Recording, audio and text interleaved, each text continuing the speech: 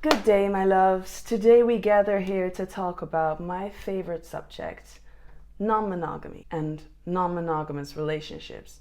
This is one of my favorite things to talk about, so let's hop right in. There are a lot of misconceptions about non-monogamous relationships, so let's start with a quick explanation of what non-monogamy actually means. A non-monogamous relationship is basically an umbrella term for every relationship that is not monogamous. Makes sense, right? For example, we have open relationships or we have polyamory. All of these terms can help to figure out what you want in your life and what you need, what feels natural for you. But I'm gonna speak from my personal experience here, and I can tell you right off the bat, there's not one term that can define your relationships with different people in life.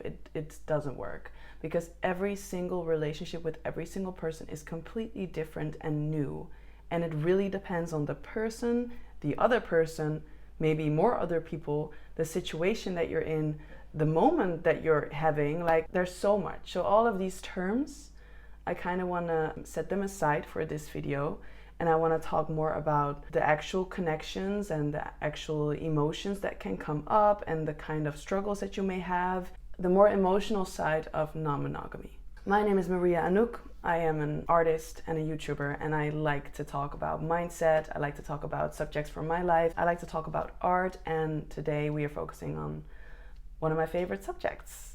I myself am in a polyamorous relationship. I date several people. I have one partner that I'm very long-term committed with, but I am basically dating all the time with different people. Let's start with a few disclaimers, because like I said in the beginning, there are a lot of misconceptions about non-monogamous relationships. The first one will be that people think that it's basically a green card to cheating. Now let me explain something to you. Cheating, just like cheating in a game, you are doing something against the rules. You're doing something that was not consented to. You're doing something that you haven't talked about. You're doing something behind someone's back. You're cheating in the game.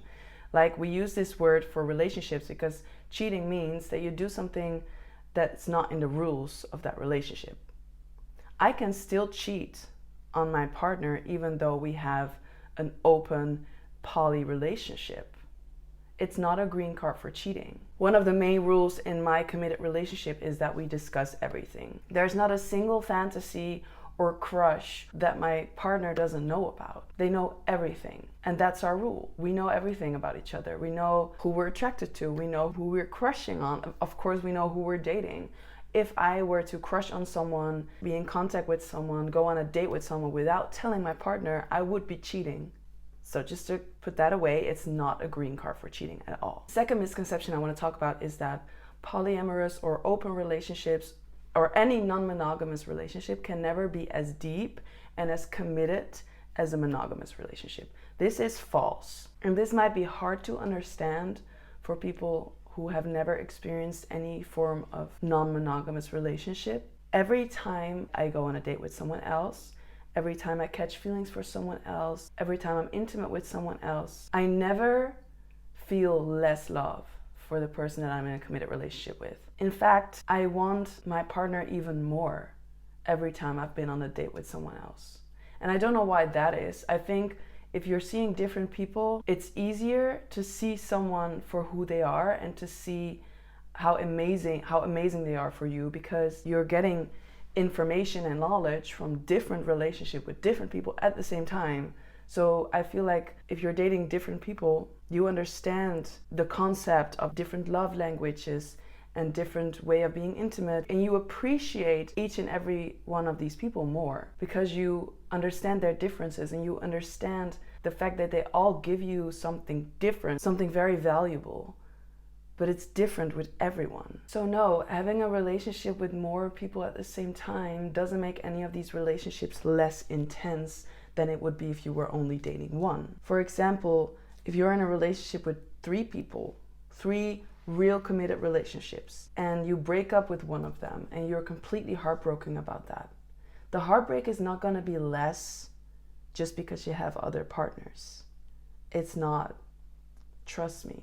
If you lose a family member and you're grieving because you lost a family member, you're heartbroken.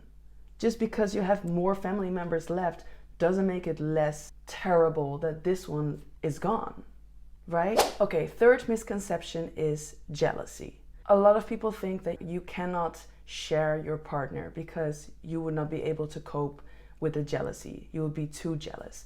First of all, I want to say jealousy is too normalized. And I feel like in a lot of romantic movies and shows and books, jealousy is romanticized. It is seen as a form of care and love, when in fact, jealousy is something that belongs to the person who's jealous, and they are projecting it onto their partners. That's what jealousy is. Doesn't mean that it's something you're not gonna experience. We all experience jealousy, but I see jealousy more as a sign that I need to tune in with myself to find out what's going on. What am I insecure about right now? What am I getting triggered by? So the beautiful thing about having a non-monogamous relationship is the fact that you're actually facing jealousy as it comes up. You are accepting the fact that you're jealous. You are looking it in the eyes, and you're sitting down with it and you're like, okay, why are you here? Jealousy? Why are you here? What are you here to tell me? What are you here to show me? It's about me. It's about the person who's feeling and experiencing the jealousy. Doesn't mean that you shouldn't communicate it with your partner. Communication is different than projection. If I'm communicating to my partner, hey, I feel some type of way about this and I don't know why, maybe I'm jealous, maybe I'm insecure, maybe I just don't like the vibe of the person, that's different than being like, you don't love me anymore because you're seeing this other person. You understand what I'm saying? Jealousy is not something we should fear. And in my opinion, I'm going to use the word opinion on this one because I might have people in the comments who don't like me saying this. In my opinion, within monogamy, people have so much fear of jealousy and they do not want to look it in the face. They don't want to sit with it. And this gives jealousy a lot of power. This gives your insecurities a lot of power and control over you because you're so scared to feel it. And it's not necessary. It's so not necessary because at the end of the day, all the relationships that we have in life, friendships, family, romantic, sexual, they're all simply ways of humans wanting to connect with one another. And this is literally what's happening. The different forms of human connection are so immensely beautiful that there's no room left for jealousy. And of course, jealousy can come up at times. But in my experience, it only comes up when I'm alone and I don't feel good about myself. That's when jealousy comes up. I've seen people that I have a lot of love for, that I share a lot of love with. I have seen them dating other people, kissing other people. And you know what it did to me? It made me intensely happy from the inside out because I see human connection and I see love in front of me. And that's always beautiful. And I know this might be hard to understand if you've never experienced it. Before I ever experienced this, I was hoping that this is what it would feel like, but I wasn't sure. I didn't know. And I allowed myself to not know. I told myself that it's okay if it turns out that I feel differently about the situation, that I actually don't like it, because I've never experienced it. So I cannot decide right now that this is how I'm going to feel about it because I don't know yet. So be patient with yourself. If you are in a situation that you want to try out different forms of relationship, be patient with yourself. It's okay to just take your time with all these experiences because it can be a lot sometimes and you need to just take a break, be with yourself, really take your time figuring out what you feel good about and what you maybe don't feel good about. In my experience, everything turned out 100 times better than I could ever experience. Being in a polyamorous relationship, getting to experience a committed long-term relationship next to experiencing new crushes and first dates all the time, it's a fairy tale life for me personally. I understand that this is not for everyone. What I want to give you with this video is that you give yourself permission to explore. Maybe it's not for you, but maybe monogamy is not for you. Just explore and figure out what you want for your life because you are allowed to do that, in case you forgot. Another thing I want to talk about, this might not necessarily be a misconception, but it's a personal experience that I want to share. And I'm going to start it off like this. It does not matter how many people you are dating. It doesn't matter with how many people you're in relationships with. You still need to spend time with yourself. It doesn't matter how many people you have around you. You can still be very lonely. You can still not feel good about yourself. And dating other people cannot be a way to escape yourself. I've seen this happen with other people that I know from pretty up close. It's not good. Don't lie to yourself saying that it's all good. No. If you don't know how to be alone first before you see anyone. I also have experienced that there are times that I feel like I don't feel good. I wish someone would text me or call me or take me on a date right now just so I could forget about myself. I wish someone would just drop all of their problems and struggles onto me so that I can help them, so I don't have to look at my own problems and struggles. I've been in that position, and those are exactly the moments when no one is texting or calling me. Everyone's just living their own lives. And I'm like, damn, I just need to sit with this with myself right now. There's no one who's gonna take the pain away. There's no one who's gonna distract me. I need to sit here with myself. I'm gonna say it again. It doesn't matter how many people you're seeing, you still need to spend time alone. It might even be the case that the more people you're seeing, the more you need to spend time alone. Because I think most of you who have been in committed relationships, you know that it is quite normal to trigger each other.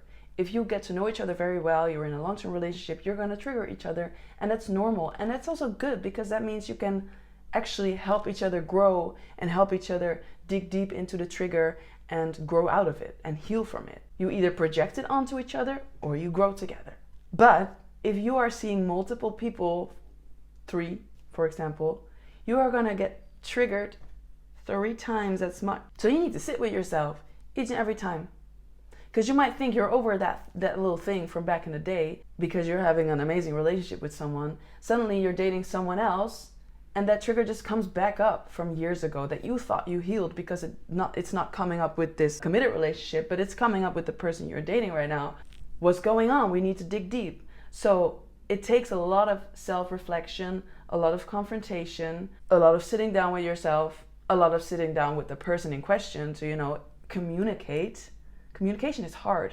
It's already hard with one person. It's even harder with more people. I like this. I like to be confronted. I like to learn. I like to grow. I like to be uncomfortable in a way. If you like these kinds of things, being in a non-monogamous relationship is literally icing on the cake. That's all I have for today. I hope this video educated or inspired you to dig deep and figure out what you want to do in your life, how you want to live it, because it's your life and you get to decide on everything. Please let me know in the comments if you have experience with non-monogamous relationships or maybe a specific type of relationship. Also let me know if you have more questions about this subject because I feel like I haven't touched on everything yet, but there are many amazing videos on YouTube explaining all different forms of relationship. But let me say it one more time, all of these names and terms, they do not fully explain what your relationship is going to be like because it's different with every person. It's different in every situation. So at the end of the day, you need to experience. I hope this video helped you. Thank you so much for watching. Put the thumbs up if this video helped you. Please subscribe if you want to see more. I will be here for you every Sunday and I will see you next week.